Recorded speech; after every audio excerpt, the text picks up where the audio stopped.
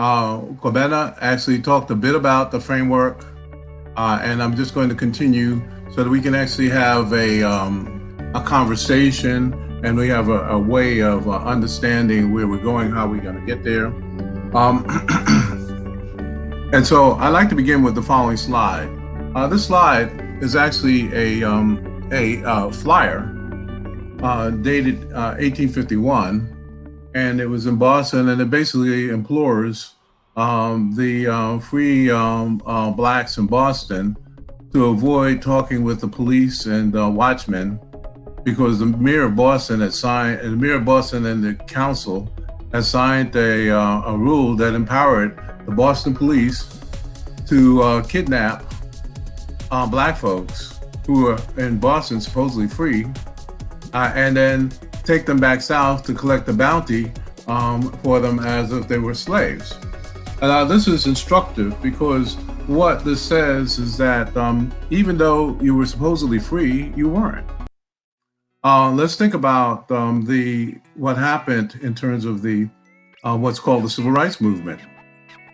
The initiation of the Civil Rights Movement was for desegregation.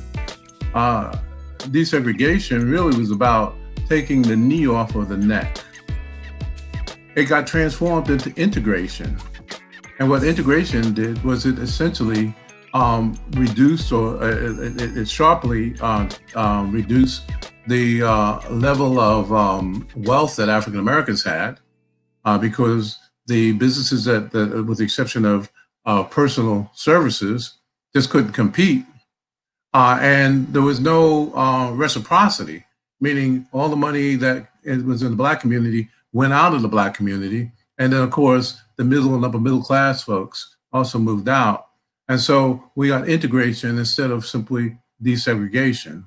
The riots in the 1960s in the US was calling for equality of outcomes, but we got a version of equality of opportunity, and that was in the form of affirmative action.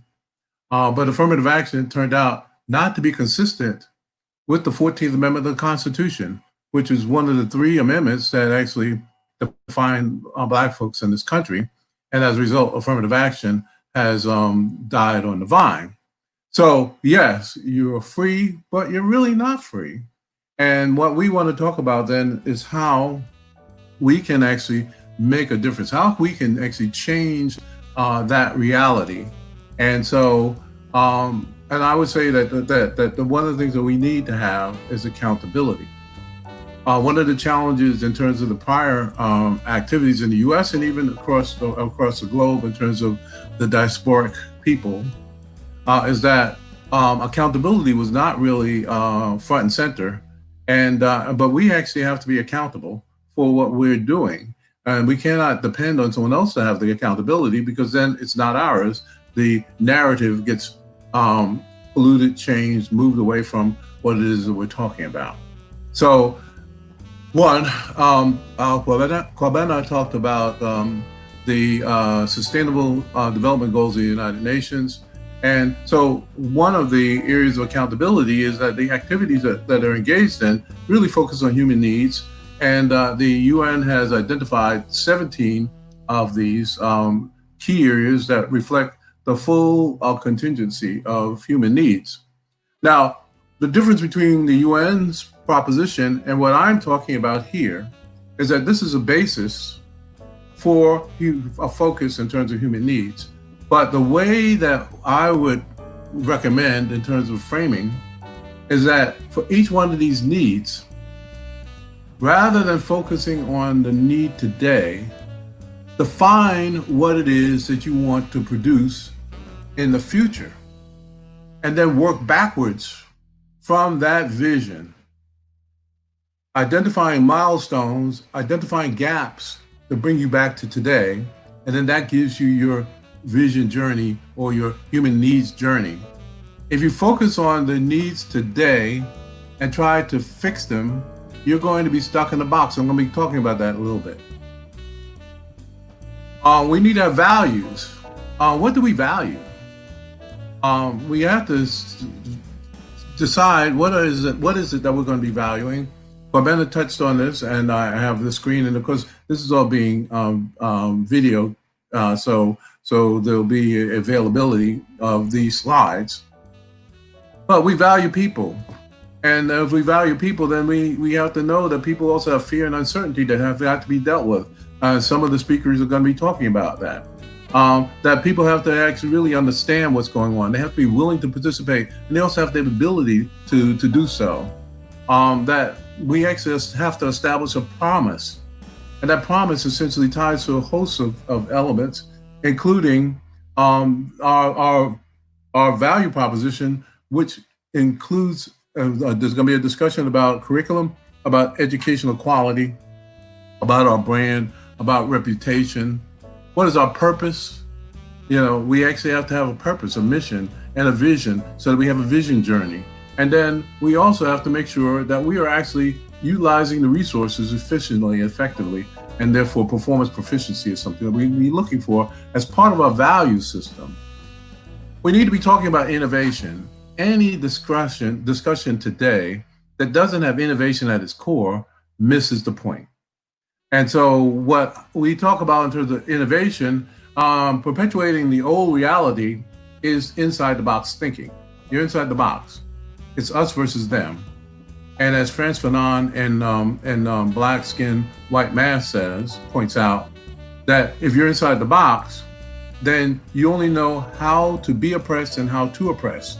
And if the oppressor is gone, then you're actually going to take on the role of the oppressor because you were oppressed. You got to get out of the box. But once you get out of the box, you still have a problem, because you're going to bring still center stage the box. And so what Corbetta talked about is creating a new reality. And that new reality is reflected in a number of comments by a host of wise people. Buckminster Fuller said, "You never change things by fighting the existing reality. To change something, build a new model that makes the existing model obsolete." Why put up telephone lines when you can use satellites and then have mobile phones? Why? It doesn't make any sense. And so what we're saying is that, no, let's think beyond the box. So we don't even reference the box anymore. We're going to be in a virtual world where we actually create what it is that we are looking to have. And we want to go out there first, and as I said, then come backwards, looking at milestones, looking at gaps, and then building as we go forward. Sustainability is another focus in terms of our emphasis in this regard. And what sustainability involves is essentially collaboration and communications and organic growth.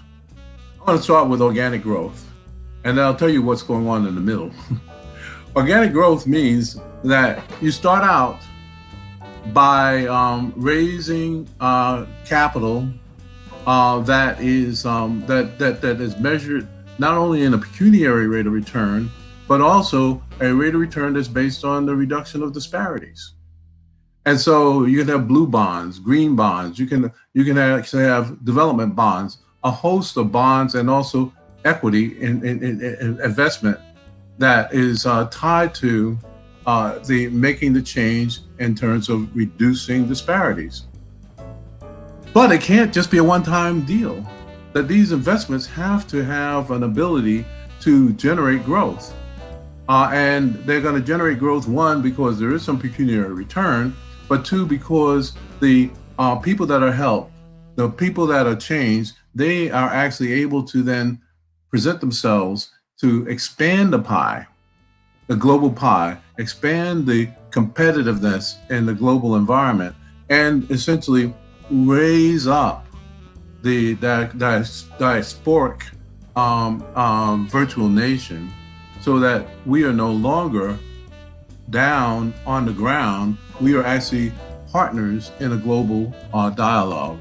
And so organic growth, you have to be able to have this system where you're generating returns that actually lead to growth expansion of the pie. Collaboration. Collaboration really is about networks. In today's world, those groups of people that have the largest networks win. Sort of like the telecommunications companies, they're battling it out because they want to get the largest network as they can, because in a network you get economies of scale. In that network, you no longer have to worry about competing. And so what we're talking about is collaborations, which are networks, where we network social entrepreneurs with those people who are dealing with social justice, with those people who are looking at social impact, with those people who are actually looking at health disparities, that we network. One of the reasons for that network and collaboration is that it helps leverage our ability to create this virtual nation. And the second reason is that what it does is that it provides a way to communicate the information. In the United States, there were a number of slave revolts. And the way that those slave revolts worked was because on the plantations, there were churches. Certainly the African Methodist Episcopal Church was one key to this particular process. And so the word we get from one church to the next church to the next church, and then that meant that each plantation actually knew what was what. Harriet Tubman was successful because she was able to maintain a system of communication and stay undercover. And so communications is really important. And that means that we also have to then make sure that in the communications network, that the data that's created, which has value, is owned by us. And that the ability for us to monetize that data for our own benefit to contribute to organic growth is something that we need to recognize as important. Right now, we don't control our data. We don't own it. It's owned by Google. It's owned by Facebook. It's owned. All these folks have got our data, and they're making money on it, and we're not. And so, in the middle, when we talk about sustainability, what we're in right now in this discussion begins a dialogue of creating a virtual reality. And what we ultimately want to have happen is that virtual reality becomes an augmented reality. The augmented reality version of this is that it actually becomes something that you see, feel, touch, it pops out.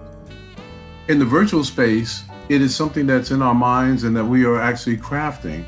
But ultimately, we want to actually bring it to a reality and augment the reality that we exist in today, so that we can actually be partners with other people around the world, partners with partners with all of those organizations and people that are people of goodwill. And so, let me come back in. So, in terms of the positioning, in terms of the framing, that there are certain key elements that we need to have. And you'll see in the presentations that follow, the elements of the elements that I've discussed being brought down to a more concrete level. I want to thank you, and I want to thank Kobana and the other team members of African Diaspora Nation for this opportunity, wonderful opportunity to talk to you today.